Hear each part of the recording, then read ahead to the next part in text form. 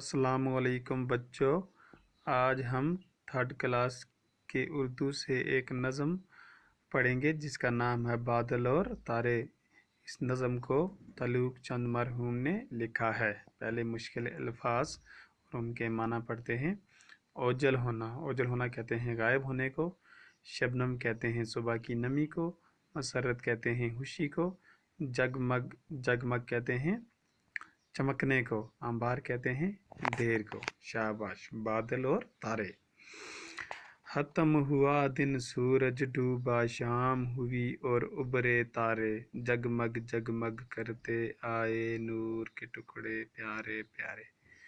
शायर कहता है इस नज़म में पहले बंद में कि दिन जो है वो ख़त्म हो गया, सूरज भी डूब गया है, शाम होते ही तारे जो हैं वो आसमान से नमूदार होने दिखाई देने शुरू हो गए।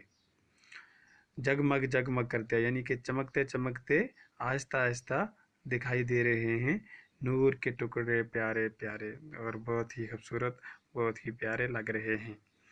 दूर कहीं से ठंडे ठंडे तेज़ हवा के झोंके आए। कहता है कि दूर से तेज़ हवा की ठंडी जो है वो महसूस हो रही है, वो आ रही है। कांधों पर अपने वो उठाकर छोटे छोटे बादल लाए, और वो अपने साथ उन्होंने क्या लाया?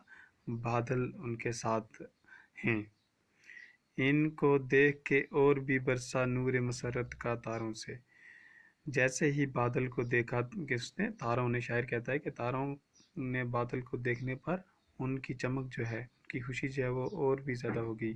कोई छुपा और कोई निकला, कोई गायब हो जाता है जिस जगह आसमान पर जहाँ पर बादल, शायर कहता है आसमान पर जिस जगह पे बादल आ जाता है उस पर कोई तारा जो है वो छुप जाता है, और जहाँ पे साफ़ होता है बादल नहीं होते हैं वहाँ से कोई निकल आता है।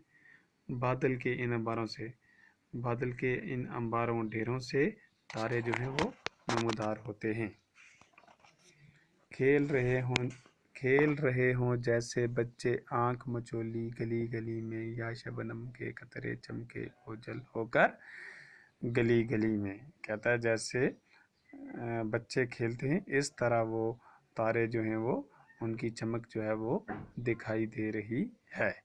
तो ये नज़म हमने पढ़ी, इसे ताल्लुक चंद मरहूम ने लिखा है। इसको आप अपनी पेज कापी पे भी लिखेंगे और इसे अच्छी तरह से पढ़ेंगे भी और इसे ज़ुबानी भी याद करेंगे। तो कल हम इसके सवाल करेंगे। शुक्रिया।